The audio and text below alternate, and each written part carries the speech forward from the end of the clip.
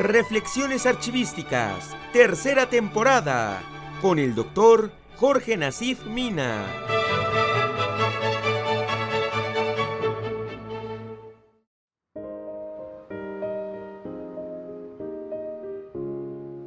Hola queridos amigos, ¿cómo están?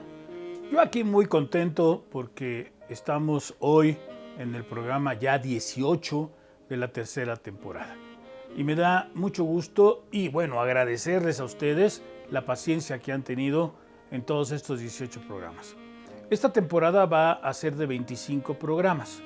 Vamos a terminar con 21 programas más o menos la parte de la independencia y quisiera dejar algunos documentos de revolución, aunque naturalmente nos está faltando todo el México independiente, pues que es muy importante.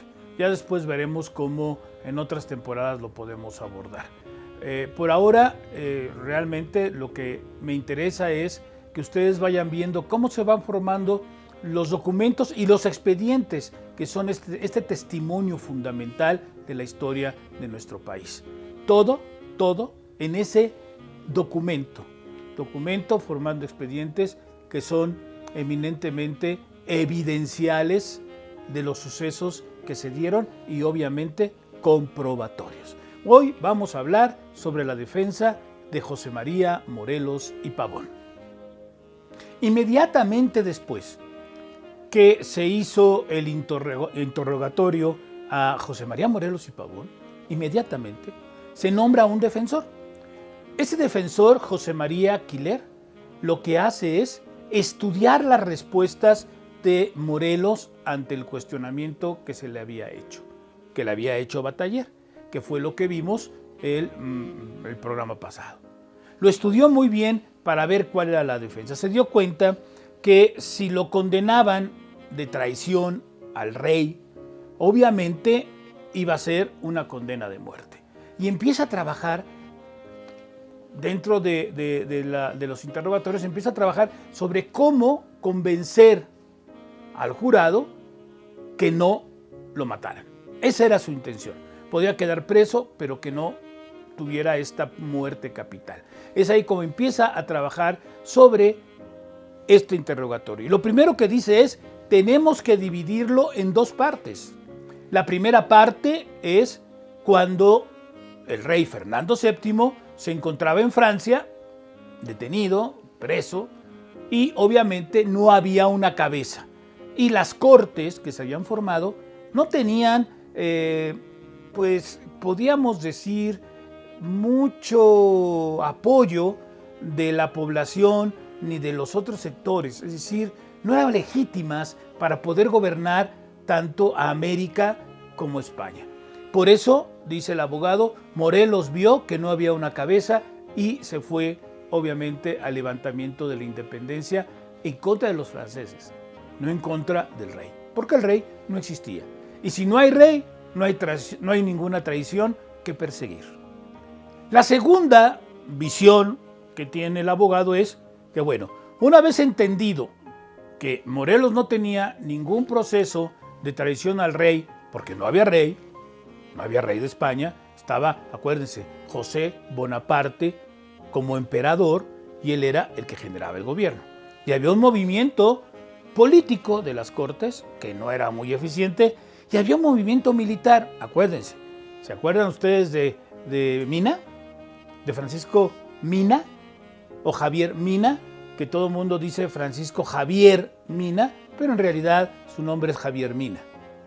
Bueno, Francisco Javier Mina, como lo conocemos en México, fue un español que se levantó en contra de los franceses del proceso militar y el que lo trajo a México fue Fray Servando Teresa de Mier, que también se levantó en armas en México en pro de la independencia. Bueno, pues había movimiento militar y político.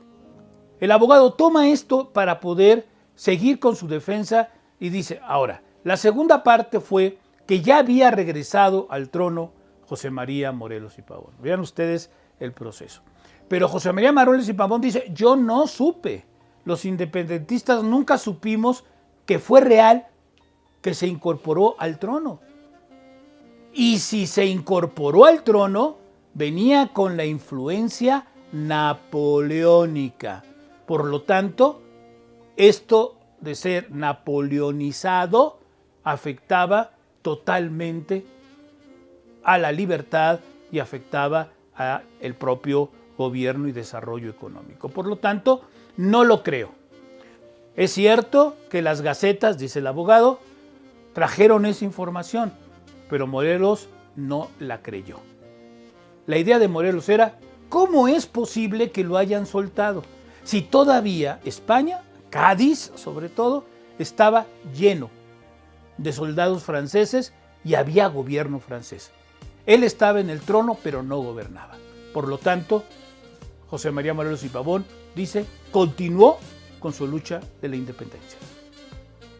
Finalmente, en la última foja de este documento que estamos presentando, el abogado, dice que después, José María Aquiler dice, de todo lo que hemos visto en la sumaria, yo les suplico a ustedes que hagan justicia, que castiguen al hombre por los delitos cometidos, pero que esta no sea la pena capital. Como sabemos, esta súplica del abogado no fue efectiva y José María Morelos y Pavón es fusilado el 22 de diciembre de ese año de 1815. Pues ya nos vamos con esta parte final para decirles que vamos a entrar a 3 programas que siguen, que es toda la narrativa de la conclusión, definición de la independencia.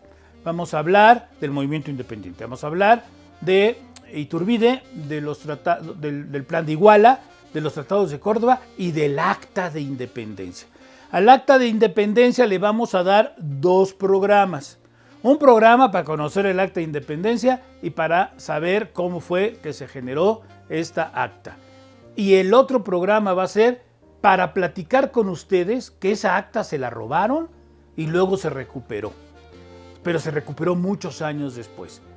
Había 2 actas, una se la robaron, la otra se quemó en el Congreso cuando hubo un incendio en Donceles, en lo que era el Teatro Iturbide, que servía de sede del Congreso, se quemó en 1929.